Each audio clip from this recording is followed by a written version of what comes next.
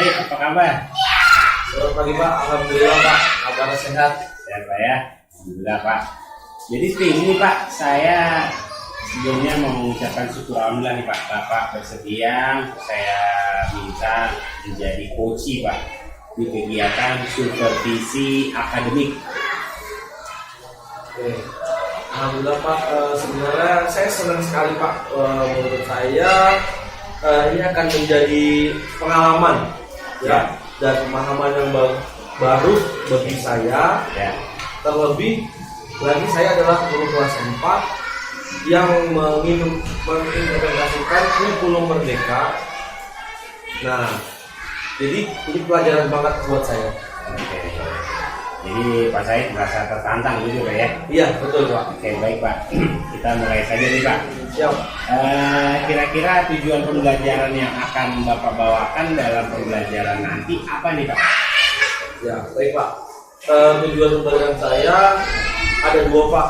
Nah, sebelumnya saya potong Pak Said, akan saya ketik jawaban Pak Said ya. Ya siap Pak, monggo silakan Pak.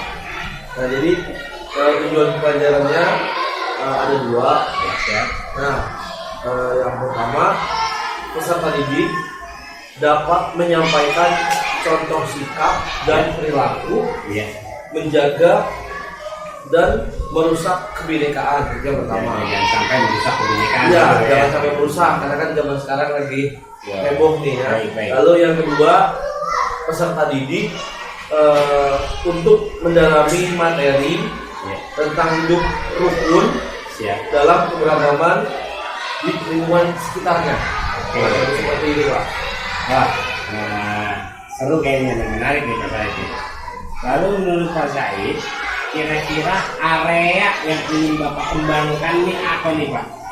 Area dalam pembelajaran nih, apakah strateginya atau bagaimana? Bapak bisa bantu saya Pak menjelaskan Pak. Oke, saya Pak. Nah, untuk area yang saya ingin kembangkan, Siap. saya akan mencoba untuk melakukan pemetaan dulu Pak. Pemetaan kebutuhan belajar berdasarkan 3 aspek Pak. Apa aja itu Pak? Nah, aspek yang pertama yaitu kesiapan belajar. Siap. Nah, kesiapan belajar, minat belajar, dan profil belajar murid. Oke, belajar murid Pak ya. Nah, iya. Lalu apa ini? Nah, lalu saya dari 3 yang kembangkan ini saya berusaha untuk menerapkan pembelajaran yang berdiferensiasi Pak di kelas. Diferensiasi. Ya. Oke, siap. Ada lagi Pak? Selain Ada itu Pak? lagi. Nah, lalu selain dari diferensiasi itu, saya berusaha untuk menumbuh kembangkan perasaan terhadap murid dan pengungkapan secara wajar. Ini saya ingin menggali perasaan mereka bagaimana itu Ya. nah yang secara wajar, jadi yang umum aja gitu Pak untuk peserta didik, karena kan dia masih kecil, pasti kan yang wajar-wajar aja. Nah, lalu yang terakhir itu saya mencoba untuk menghargai perasaan orang lain serta dapat berusaha untuk dapat mengendalikan emosi dengan seimbang. Jadi Perasaan murid Bapak ya Pak? iya murid. Nah, jadi murid yang mau mau diberikan sesuatu lah biar mereka itu bisa mengendalikan emosinya. Nah, ya kurang lebih seperti itu Pak. Kurang lebih berarti Bapak juga akan menerapkan pembelajaran diferensiasi yang terintegrasi dengan sosial emosional ya Pak? Ya, emosional. Luar biasa Pak Said. Lalu ini saya punya pertanyaan terakhir nih Pak. Bapak kan sempat bertanya kepada saya beberapa hari yang lalu tentang strategi pembelajaran pada kurikulum merdeka. Kira-kira strategi Bapak nanti di kelas seperti apa Pak? Bisa Bapak jelaskan Pak? Ya, benar Pak. Oke.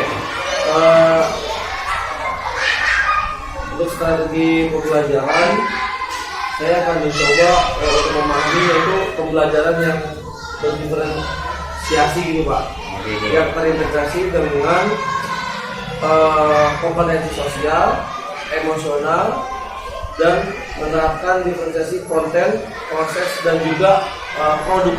Oke, berarti Bapak di RPP Bapak juga sudah mengintegrasikan pembelajaran diferensiasi yang terintegrasi dengan kompetensi sosial emosional. Jadi seperti yang Bapak jelaskan di awal tadi ya. Betul ya Pak. Jadi Bapak ingin mengendalikan emosi dan juga perasaan murid. Jadi agar tujuannya menjadi mindfulness ya, kehadiran penuh di kelas ya Pak ya. Iya. Luar biasa Pak. Saya rasa cukup Pak ya percakapan kita saat ini untuk pada saat observasi di kelas Bapak. Jadi saya nggak sabar ingin lihat Bapak bagaimana cara menyajikannya di kelas kita. Ya, insya Allah ya. Diferensiasi yang terintegrasi dengan KSP. Kelasnya sudah.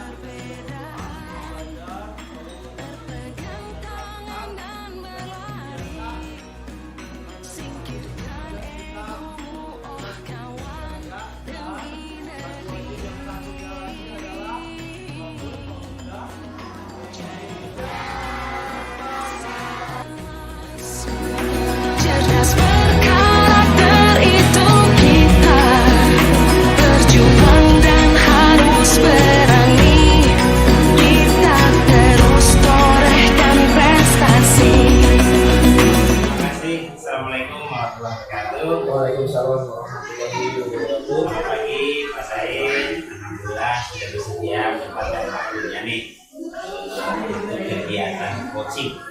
Dalam seperti siang ini saya mendapatkan tugas dari Lembaga Demokratik untuk teman-teman sejawat melaksanakan coaching. Namun pertama-tama kali saya ingin menyampaikan tujuan dari pembicaraan kali ini, yaitu saya sebagai CGP yang ingin mengisi di kelas Pak Said ingin menggali potensi yang Bapak miliki dalam penerapan pembelajaran diferensiasi yang terintegrasi dengan KSE, kompetensi sosial emosional. Lalu yang kedua adalah hasil dari pengamatan kemarin Pak Said, terima kasih sudah mengizinkan saya masuk ke kelas Pak Said. Dalam pelaksanaan observasi di kelas, menurut saya Bapak sudah mencoba untuk menerapkan pembelajaran diferensiasi. Lalu Bapak juga sudah mencoba juga mengintegrasikannya dengan kompetensi sosial emosional, dimana Bapak Said ingin menghadirkan fokus terhadap anak-anak di dalam kelas. Lalu di awal pembelajaran Pak Said juga sudah menghadirkan budaya positif seperti berbaris di halaman, berdoa, memeriksa kebersihan, mengecek kehadiran. Semua tersebut saya bisa katakan itu adalah pembiasaan budaya positif pada anak-anak. Pertanyaan pertama nih Pak Said, apa sih yang mendasari Pak Said menerapkan pembelajaran diferensiasi? Jadi awalnya saya untuk pembelajaran diferensiasi itu diawali dari hasil diagnostik Pak. Hasil diagnostik peserta didik di awal pelajaran dan di awal tahun kemarin. Baik. Kita di awal tahun pelajaran 2022-2023 di dari diagnostik itu didapat banyak sekali apa namanya keragaman gaya belajar gitu Pak. Oh iya. Keragaman gaya belajar peserta didik. Nah dari itu saya mau mencoba gitu ya, mencoba dulu Pak, Siap. memfasilitasi gitu ya, Oh, gitu ya. memfasilitasi peserta didik ke agar bisa mendapatkan pembelajaran yang berdiferensiasi gitu Pak. Jadi sesuai dengan Gaya belajar gaya belajar mereka ya. Iya. Seperti keinginan dari filosofi pendidikan yang ada di antara ya. Iya, betul Pak. Lalu saya juga kan kemarin saya lihat mencoba untuk menghadirkan fokus terhadap anak dengan menerapkan KSE, kompetensi sosial emosional. Apa sih Pak? Bapak tuh ingin menerapkan KSE juga mengintegrasikan KSE dalam pembelajaran sehari-hari di kelas Bapak. Nah, jadi KSE ini apa ya, yang mendasari inspirasinya itu dari kemarin saya ikut pelatihan Pak, pelatihan PMM di BPMP ya, Badan Pelatihan DKI Jakarta. Iya. Nah, dari PMM itu platform Merdeka Mengajar. Nah, di situ kami bikin apa namanya ya, pelatihan mandiri, benar-benar harus jadi banyak ilmu yang saya dapat gitu Pak. Nah dari ilmu itu saya garis bawahi yang satu KSE. Dan yang menarik bagi Yang saya menarik ini, ya kayak kompetensi sosial emosional. Nah di situ. Nah kenapa sih KSE ini saya mau ambil karena diterapkan. yang pengen saya terapkan di kelas karena kelas saya yang tahun ajaran ini luar biasa gitu Pak. Luar biasa. Apa tuh? Luar biasa aktifnya. Jujur aja baru kali ini saya dapatkan kelas yang sangat-sangat aktif gitu Pak ya. Sebelumnya dibilang aktif, iya cuma nggak separah ini gitu. Nah makanya dari aktifan yang luar biasa di kelas ini, makanya saya terinspirasi untuk KSE ini Pak. KSE ya, kompetensi sosial emosional. Dan ditambah lagi satu lagi, saya mendapatkan murid berkebutuhan khusus ada 4 orang Pak. PDBK Pak ya. Iya PDBK biasa maksudnya nggak terlalu aktif. Nah satu orang ini luar biasa sangat aktif, sangat super sekali. Nah itulah yang mendasari inspirasi saya untuk KSE terfokus di situ. Jadi ingin menerapkan KSE. Jadi menurut Pak Said ini adalah apakah KSE ini adalah salah satu strategi yang tepat untuk Bapak terapkan agar Bapak menghadirkan fokus terhadap anak-anak yang tadi Bapak jelaskan? Intinya apa ya, kita mau mencoba dulu gitu Pak. Mencoba dulu. Namanya terkadang kan metode ada yang cocok ada yang enggak, tapi Trial and error. ya benar pasti ada kan ya seperti PTK gitu ya, ada siklus juga. Nah jadi mau kita coba dulu, syukur-syukur KSE ini berhasil bisa menjadikan peserta didik saya pribadi yang lebih apa namanya lebih baik lagi lah intinya. Kan hadiran penuh di kelas. Iya kalian penuh ya, hadiran penuh di kelas juga positif lah pengennya. Semua juga ingin yang terbaik. Iya Pak, betul. Luar biasa sekali Pak Said. Nah, menurut Bapak, apakah Bapak sudah berhasil sepenuhnya menerapkan pembelajaran diferensiasi di kelas? Nah, untuk yang ini sepertinya saya masih banyak belajar Pak. Oke. Ya, jadi perlu banyak belajar, masih banyak Pak kekurangannya. Oh, jadi menurut Pak Said masih ada kekurangan. Iya. Kira-kira apa sih Pak kekurangannya Pak? Kekurangannya. Saya nih kata-kata kekurangan, izin saya sambil sedikit Pak. Ya, siap Pak. Nah, jadi kayaknya sih yang saya rasakan saya kayaknya kekurangan saya ketika apa ya belum menerapkan ini Pak, refleksi kayaknya Pak. Jadi mungkin ketika pembelajaran bagusnya saya menggunakan refleksi mungkin karena saking ini ya keenakan aja saya refleksinya kurang terhadap pembelajaran. Harusnya bagaimana Pak kalau agar mereka itu bisa hadir? Ada nggak teknik-teknik yang bisa diterapkan Pak ketika Bapak ingin menghadirkan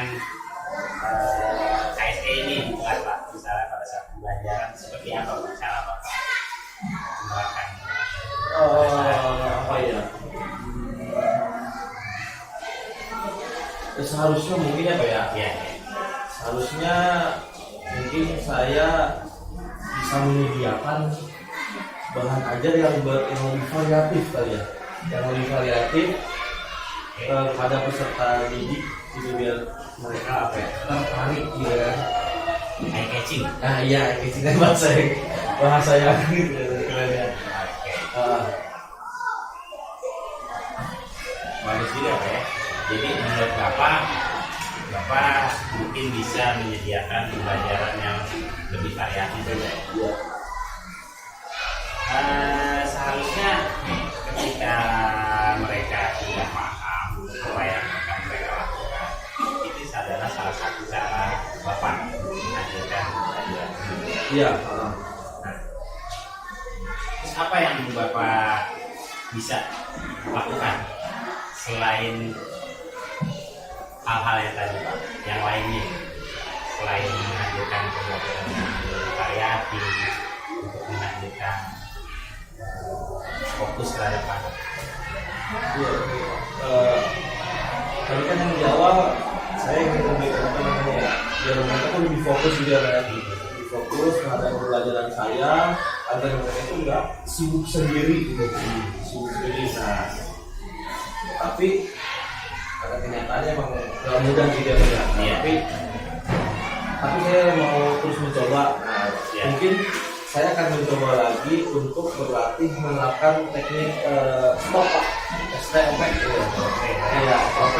Seperti yang Bapak Odi kan pernah kita sharing gitu ya Pak ya. Di kelas Iya, di kelas sharing. Nah, jadi saya pernah memperhatikan Bapak waktu belajar di kelas saya, Iya. itu menggunakan teknik STOP stop itu peserta didik kok kayak antusias gitu Pak. Iya. Ya, antusias, terus anak-anak itu bisa ngeriung kayak berpartisipasi gitu, berpartisipasi penuh, terus jadi kelas menjadi lebih hidup gitu Pak. Nah dari situ saya melihat gitu Oke, dengan kondisi kelas saya sekarang. selesai satu. Iya. Ada lagi Pak? Ada lagi Lalu yang lain Pak? yang ketiga, yang terakhir, pengennya saya apa namanya ya, bisa berkolaborasi gitu Pak.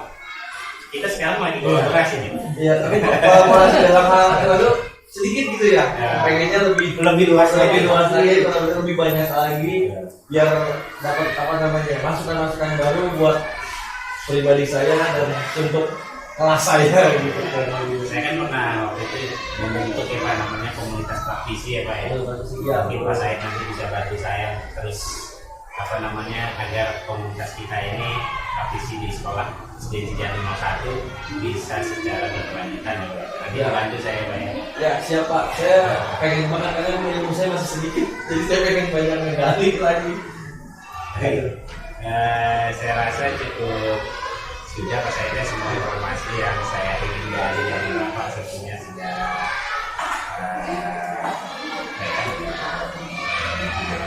Alhamdulillahnya Pak Said, semoga kedepannya Pak Said nanti bisa lebih apa namanya menguasai Amin. Amin. ini di Pak Said dan Mas Pak Said tidak mau tentang organisasi Iya. Sekali lagi terima kasih Pak Said. Iya. Pak Said kalau diberikan kesehatan, Amin. kebahagiaan bersama keluarga. Amin. Saya assalamualaikum warahmatullahi wabarakatuh. Waalaikumsalam warahmatullahi wabarakatuh. Terima kasih Pak Said.